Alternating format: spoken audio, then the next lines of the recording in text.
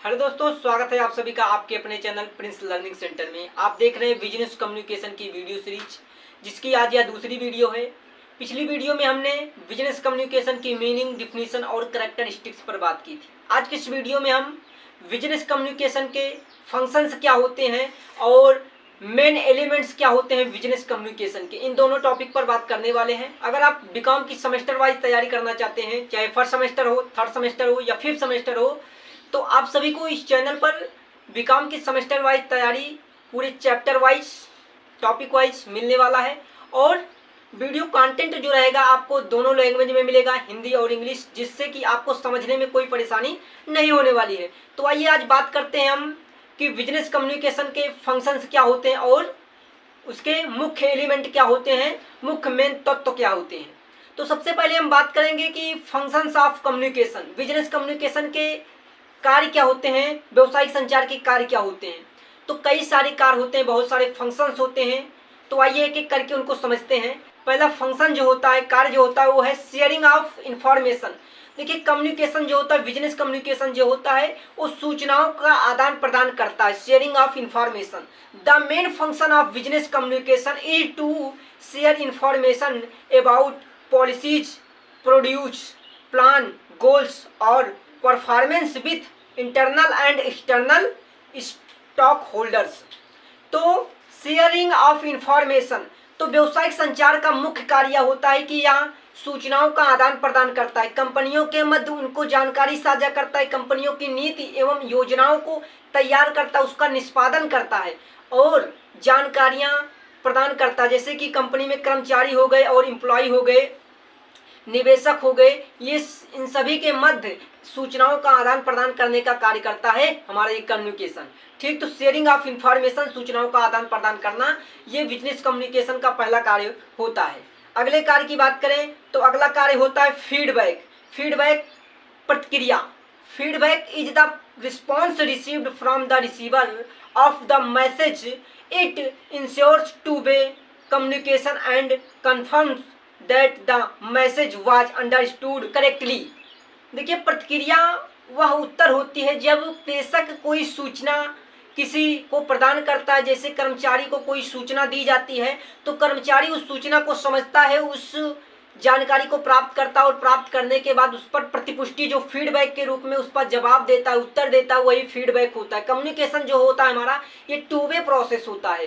अर्थात जैसे कि कोई कर्मचारी को अगर कोई निर्देश दिया जाता है, कोई कार्य दिया जाता है, तो कर्मचारी उस कार्य को करता है। उसके बाद करने के बाद उसमें अगर कोई समस्या आ रही है, सूचनाओं में कोई गड़बड़ी है या कुछ भी है, तो उस पर प्रतिपुष्टि देता है। या फिर सूचना बहुत अच्छी हो गई, कार्य अच्छा हो गया, तो उस पर भी कोई प्रतिपुष्टि देगा, फीडबैक देगा। तो फीडबैक जो होता है ये कम्युनिकेशन का एक कार्य होता है कि यह कम्युनिकेशन जो होता है टू वे प्रोसेस होता है, जिसमें फीडबैक का होना बहुत जरूरी होता है। एक सफल कम्युनिकेशन बनाने के लिए उसमें फीडबैक का होना जरूरी होता है, क्योंकि बिना टू वे प्रोसेस का ये हमारा कम्युनिकेशन चल नहीं सकता। इसके लिए टू वे प्रोसेस होना चाहिए, फीडबैक प्रतिपुष्टि होनी चाहिए, जो कि कम्युनिकेशन का एक महत्वपूर्ण तत्व होता है, महत्वपूर्ण बिंदु होता है। अगला है कि बेसिस ऑफ कंट्रोल, नियंत्रण का आधार। नियंत्रण का आधार क्या होता है, इसका कार्य है communication help managers give direction, set expectance and monitor performance. This forms the basis of controlling employees actions and maintaining discipline. तो देखिए, प्रबंधक संचार माध्यम से निर्देश देते हैं। प्रबंधक जो होते हैं वो संचार के माध्यम से निर्देश देते हैं, कर्मचारियों को निर्देश देते हैं और अपेक्षाएं तय करते हैं और कार्य को सफलतापूर्वक बनाने के लिए संगठन में अनुशासन और नियंत्रण बनाए रखते हैं। तो जो हमारा कम्युनिकेशन होता है ये नियंत्रण करने का कार्य करता है, कंट्रोल करता है कि वहां पर जो सूचनाएं दी जा रही, कर्मचारी जो कार्य कर रहे हैं उन पर नियंत्रण कैसे बनाया जाए। तो ये हमारा कम्युनिकेशन उन पर नियंत्रण बनाने का भी कार्य करता है। उदाहरण के लिए जैसे देखा जाए तो एक प्रोजेक्ट मैनेजर द्वारा टीम को लीड करना और टीम में टाइमलाइन, किसी प्रोजेक्ट को लेकर उसमें टाइमलाइन दिया जाना, निर्देश दिया जाना कि इस कार्य को इतने टाइमलाइन के अंदर कार्य करना। तो ये क्या हो जाएगा, एक नियंत्रण आधार हो जाएगा। तो जो कम्युनिकेशन होता है ये कंपनियों में नियंत्रण और निर्देशन का कार्य करता है। अगला है कि इफेक्ट, प्रभाव। Effective communication has a direct impact on employee performance, customer satisfaction and the organisations growth. प्रभावी संचार जो होता है वे कर्मचारियों के प्रदर्शन, ग्राहकों की संतुष्टि और संगठन की प्रगति सकारात्मक पर प्रभाव डालता है। जो कम्युनिकेशन होता है ये व्यवसाय में एक प्रभावी प्रगति के लिए एक सकारात्मक प्रभाव डालता है और संगठन को आगे ग्रोथ करने में मदद करता है। उदाहरण के लिए स्पष्ट रूप से समझ सकते हैं कि किसी कंपनी में कार्य एवं एक कर्मचारी द्वारा बेहतर तरीके से किया जाए। किसी कंपनी में कर्मचारी द्वारा कार्य को कितने बेहतर तरीके से किया जा सकता है, ये कम्युनिकेशन उस संगठन में एक महत्वपूर्ण योगदान निभाता है। तो इफेक्ट जो है, प्रभाव भी बहुत जरूरी होता है कम्युनिकेशन का। अगला है कि सॉल्यूशन ऑफ प्रॉब्लम्स, समस्याओं का समाधान। कम्युनिकेशन जो होता है ये समस्याओं का समाधान करता है, सॉल्यूशन देता है प्रॉब्लम्स की। जैसे कि thought open the transparent communication problems are identified early and teams members can work together to solve them efficiently. खुले और स्पष्ट संचार माध्यम से समस्याओं की पहचान जल्दी होती है और टीम मिलकर उनका समाधान खोज सकती है। तो कम्युनिकेशन संगठन में क्या होता है, कुछ ना कुछ समस्याएं आती रहती हैं, तो उन समस्याओं को टीम के द्वारा उनका समाधान खोज करने में आसानी होती है। तो कम्युनिकेशन जो होता है ये सॉल्यूशन ऑफ प्रॉब्लम, समस्याओं का समाधान करने का कार्य करता है। अगला है कि डेवलपिंग डिसीजन मेकिंग एबिलिटी, निर्णय लेने की क्षमता का विकास करना। कम्युनिकेशन जो होता है ये संगठन में, ऑर्गेनाइजेशन में ये डिसीजन लेने का कार्य करता है, निर्णय लेने का कार्य करता है। With clear communication of fact, data and feedback, employ and managers can make informed and confident decisions.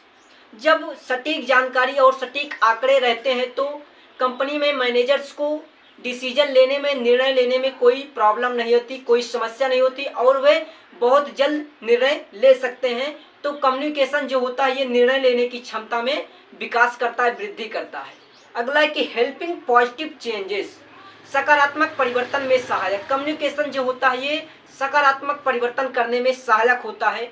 Communication creates answers and understanding which help employees accept and adopt organisational changes more easily. संचार के द्वारा कर्मचारियों को बदलाव की जानकारी दी जाती है जिससे कि उन्हें सकारात्मक रूप से स्वीकार किया जा सके और बहुत जल्द उसमें परिवर्तन हो सके। नई टेक्नोलॉजी अपनाने से कर्मचारियों को उसका लाभ मिलता है। तो हेल्पिंग पॉजिटिव चेंज, ये सकारात्मक परिवर्तन कम्युनिकेशन का एक महत्वपूर्ण कार्य होता है। अगला है ग्रुप कंस्ट्रक्शन, समूह निर्माण। Communication builds strong team by connecting people, aligning goals and encouraging collaboration. संचार लोगों को जोड़ता है और लक्ष्यों को साझा करता है और सहयोग की भावना से मजबूत टीमों का निर्माण करता है। संचार जो होता है ये लोगों का समूह का निर्माण करता है और लोगों को जोड़ता है, कर्मचारियों को आपस में जोड़ता है और ग्रुप का निर्माण करता है और कार्य को सफलतापूर्वक करने में मदद करता है। उदाहरण के टीम मीटिंग्स द्वारा सदस्यों के बीच आपसी संबंध को बढ़ाना, समझ को बढ़ाना। अगला है कि इंटरटेनमेंट, मनोरंजन।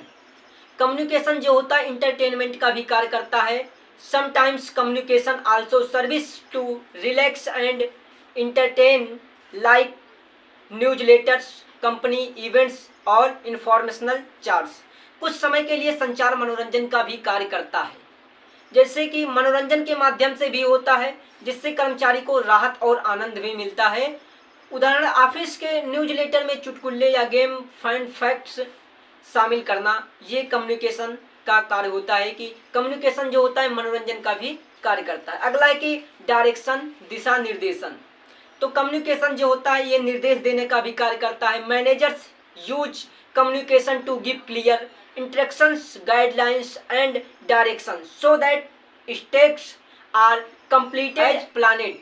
प्रबंधक कार्यों का सही ढंग से करने के लिए उसका प्लान करते हैं, स्पष्ट निर्देश देते हैं, दिशा निर्देश देते हैं जो कि संचार को सही माध्यम से संभव हो पाता है। उदाहरण के लिए किसी टीम को किसी प्रोजेक्ट के कार्य को समझाना, निर्देश देना, तो ये डायरेक्शन का कार्य कम्युनिकेशन करता है। अगला है कि डेवलपिंग परसेसिव स्किल, प्रेरक कौशल का विकास।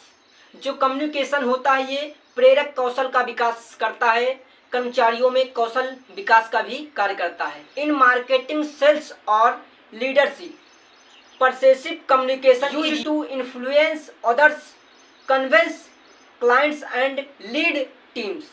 विपणन, बिक्री, नेतृत्व के क्षेत्र में प्रेरक संचार उपयोग दूसरों को प्रमाणित करने, ग्राहकों को मनाने और टीम को नेतृत्व प्रदान करने का कार्य करता है। उदाहरण के लिए देखें तो एक सेल्स पर्सन, एक सेल्समैन ग्राहक को उत्पाद को खरीदने के लिए प्रेरित करता है, उत्पाद के बारे में जानकारी देता है और ग्राहक को खरीदने के लिए उत्साहित करता है, प्रेरित करता है। तो डेवलपिंग परसेसिव स्किल ये कम्युनिकेशन का एक महत्वपूर्ण कार्य होता है कि प्रेरक कौशल का विकास करना। तो ये कुछ फंक्शंस हैं कम्युनिकेशन के कार्य हैं कि व्यवसायिक संचार के कार्य हैं। अब अगला पॉइंट है कि main elements of business communication, व्यवसायिक संचार के मुख्य घटक क्या हैं, मुख्य तत्व कौन कौन से हैं। तो आइए देखते हैं। सबसे पहला जो घटक है वो है प्रेषक, जिसको हम संप्रेषक भी कहते हैं। कम्युनिकेटर, जो कम्युनिकेट करता है। The communicator is the person who initiates the communication. They create, encode and send the message to the receiver with a scientific purpose. Communicator जो होता है, प्रेषक जो होता है, वह एक व्यक्ति होता है जो संचार प्रक्रिया की शुरुआत करता है। वह सूचना, संदेश बनाता है और उसे भेजता है। इसे ही संप्रेषक या संदेशदाता भी कहते हैं। जो प्रेषक होता है, संप्रेषक होता है, वह संदेश बनाता है, सूचना बनाता है और दूसरे व्यक्ति के पास भेजता है, वही संदेशदाता कहलाता है, संप्रेषक कहलाता है। एग्जाम्पल के लिए देखें तो एक कंपनी का मैनेजर जो कर्मचारियों को नीति निर्देश के बारे में ईमेल भेजता है, उन्हें सूचनाओं को भेजता है। अगला मुख्य घटक होता है कम्युनिकेटी, प्राप्तकर्ता या संप्रेष। जो सूचनाओं को प्रदान करने का कार्य करता है वह कम्युनिकेटी प्राप्तकर्ता कहलाता है। द कम्युनिकेटी इज द पर्सन और group who receive the message sent by the communicator. They decode the message and try to understand its meaning. तो कम्युनिकेटिव वह व्यक्ति होता है जो संदेश को प्राप्त करता है। जो कम्युनिकेटर संदेश भेजता है वह कम्युनिकेटी के पास आता है और कम्युनिकेटी उस संदेश को डिकोड करता है, पढ़ता है और समझने का प्रयास करता है, तो वह प्राप्तकर्ता कहलाता है, जो सूचनाओं को प्राप्त करता है। जो कम्युनिकेटर द्वारा सूचनाएं दी जाती हैं वह कम्युनिकेटिव प्राप्त करता है, समझता है। एग्जाम्पल के लिए कर्मचारी में जो मैनेजर कोई सूचनाएं मैसेज के माध्यम से, ईमेल के माध्यम से जो कर्मचारी को देता है, तो जो मैनेजर होगा वो कम्युनिकेटर कहलाता है। जबकि जो सूचनाएं पढ़ता है, जिसको भेजता है, जैसे कि एम्प्लॉय को जो सूचना मिल रही है तो एम्प्लॉय जो होगा वो कम्युनिकेटिव का कार्य करता है, कम्युनिकेटिव कहलाता है, प्राप्तकर्ता कहलाता है।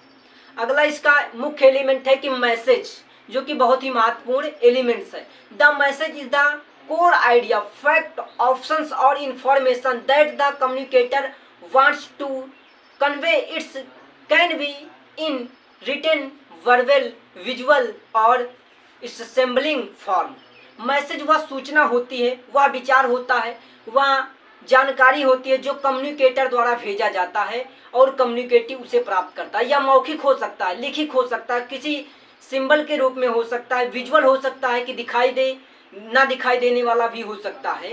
तो मैसेज कई प्रकार से हो सकते हैं। तो मैसेज वह होता है जो कम्युनिकेटर, संप्रेषक जो प्राप्तकर्ता को भेजता है, जो सूचना भेजता है, वही मैसेज कहलाता है। बिना मैसेज के कोई भी संप्रेषण क्रिया नहीं हो सकती, क्योंकि मैसेज का होना जरूरी होता है, जो कि कम्युनिकेटर कम्युनिकेटिव को भेजता है। जैसे कि कंपनी में अगले सप्ताह बंद रहेगी, या एक संदेश है, कंपनी अगले सप्ताह बंद रहेगी, तो क्या है, एक संदेश है। इसी संदेश को कम्युनिकेटर कम्युनिकेटिव के पास भेजता है, अर्थात कंपनी में एम्प्लॉय के पास यह सूचना भेजी जाती है। अगला मुख्य एलिमेंट्स है कि चैनल, माध्यम। माध्यम क्या होता है? The channel is the medium और method use to send message from the communicator to the communicative. Channels can be verbal, phone call, written, email, visual presentation और डिजिटल व्हाट्सएप, जूम।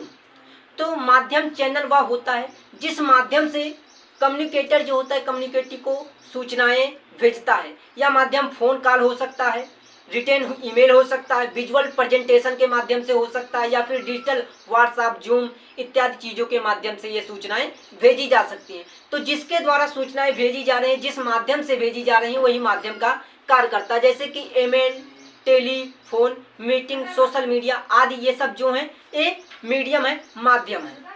अगला है कि फीडबैक, प्रतिपुष्टि।